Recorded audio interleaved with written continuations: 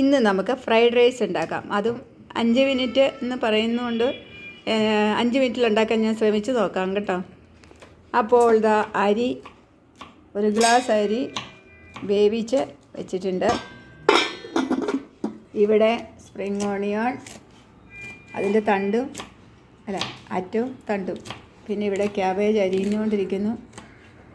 ഇവിടെ വെളുത്തുള്ളി, ഇഞ്ചി. ചട്ടി അടുപ്പത്ത് വെച്ചു, എല്ലാവരും ചെയ്യുന്ന പോലെ ചട്ടി അടുപ്പത്ത് വെച്ചു. എണ്ണ ഒഴിച്ചു.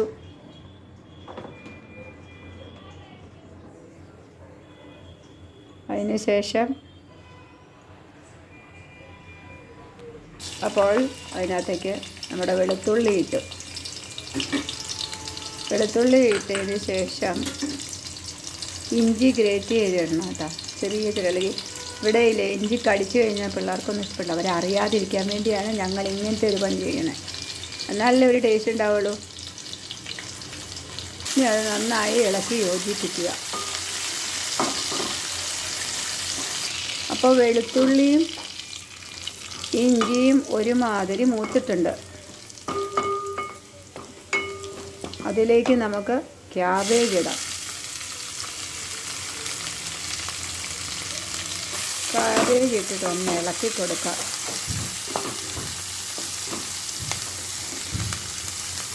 അതിലേക്ക് സ്പ്രിംഗ് ഓണിയൺ ലീഫും അതിൻ്റെ തണ്ടും കൂടി ഇടാം. കുറച്ച് തണ്ട് മാറ്റി വെച്ചു. കുറച്ച് ഇട്ട് നമുക്ക് ഇളക്കാം. നന്നായിട്ട് ഇളക്കി അത് യോജിപ്പിക്കുക.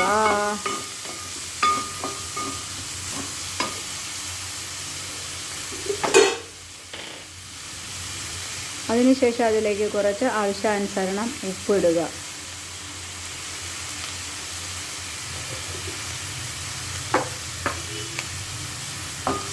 ഉപ്പിട്ട് നന്നായിട്ട് അത് യോജിപ്പിക്കുക.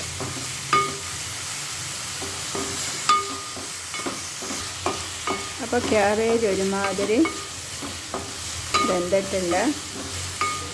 വഴന്ന് കിട്ടിയിട്ടുണ്ട് കേട്ടോ. കുറച്ച് അത് നന്നായിട്ട് വഴറ്റണ്ട, ഒന്ന് വെന്ത് കിട്ടിയാൽ മതി നമുക്കത്. അപ്പോൾ അതിലേക്ക് നമ്മൾ ഇതിലെ ഹോട്ട് ആൻഡ് സോർ വെജിറ്റബിൾ സൂപ്പാണ് ഞങ്ങൾ ഒഴിക്കുന്നത് കേട്ടോ. അത് വെള്ളത്തിൽ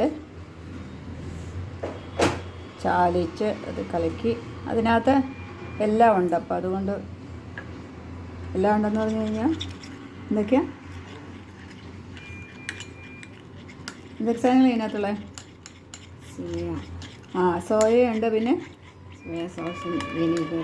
soya sauce, vinegar, chilli sauce, ഇതെല്ലാം കൂടെ ചേർന്നാണ്. അപ്പോൾ അതെല്ലാം വേറെ വേറെ ഒഴിക്കേണ്ട കാര്യമില്ല.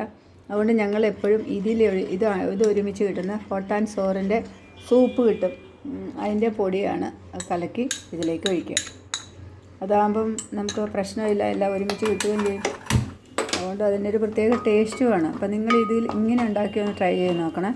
സാധാരണ എല്ലാം വേറെ വേറെ ആയിട്ടല്ലേ ഒഴിക്കാറ്. അപ്പോൾ നമ്മൾ വിനീഗർ അങ്ങനെയൊക്കെ, ഇതെല്ലാം അതിൽ ഒരുമിച്ച് കിട്ടും. അതുകൊണ്ട് നമുക്ക് കുറച്ച് ഹെൽത്തി ആയിക്കോട്ടെ എന്ന് ഓർത്തിട്ട് ഞങ്ങൾ ഇങ്ങനെയാണ്. അപ്പോൾ അതൊഴിച്ച് ഒന്ന് നന്നായിട്ട് ഇളക്കുക. നന്നായിട്ട് ഇളക്കി യോജിപ്പിച്ച്, ക്യാബേജ് അത്ര നന്നായിട്ട് വേവണ്ട, കുറച്ച് വെന്താൽ മതി കേട്ടോ. അപ്പോൾ ഇതിലേക്ക് നമ്മളിനി ചോറിടാൻ പോകും.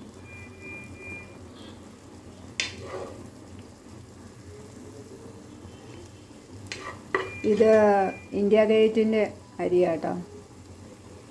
ബസ്മതി അല്ലേ, ഇന്ത്യ ഗേറ്റ് ബസ്മതി ചാവൽ. നല്ല ഇതാണ്, നല്ല സ്മെല്ലാണ്, നല്ല മണമാണ് ഇതിന്. അപ്പോൾ ഇത് ഇട്ടിട്ട് അപ്പോൾ നമ്മുടെ ഫ്രൈഡ് റൈസ് റെഡി ആയിട്ടുണ്ട്. അപ്പോൾ നന്നായിട്ട് ഇത് ഇളക്കണം. ഇളക്കി നന്നായി യോജിപ്പിക്കുക.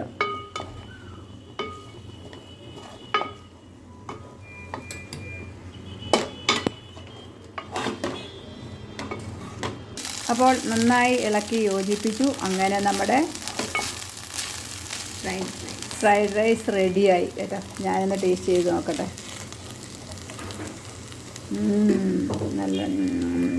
നല്ല ടേസ്റ്റ് ഉണ്ട് കേട്ടോ. അപ്പം സ്പ്രിങ് ഓണിയൺ അത് കുറച്ച് മാറ്റി വെച്ചിരുന്നല്ലോ, അത് ഇതിലേക്ക് വേവിക്കാതെ നമ്മൾ പച്ചയായിട്ട് അതിലിട്ടു. അപ്പോൾ ഇവിടെ മുട്ട പുഴുങ്ങി കറി ഉണ്ടാക്കി വേവിച്ച് വെച്ചിട്ടുണ്ട്. അപ്പോൾ ഇതിൻ്റെ ഒപ്പം ഇട്ട് ആക്കാമായിരുന്നു, പക്ഷേ ഞങ്ങൾ ഒരാൾക്ക് മുട്ട അങ്ങനെ ആക്കുന്നത് ഇഷ്ടമല്ല. അപ്പോൾ അതുകൊണ്ട് ഞങ്ങളത് വേറെ ഉണ്ടാക്കി വെച്ചിരിക്കുകയാണ്.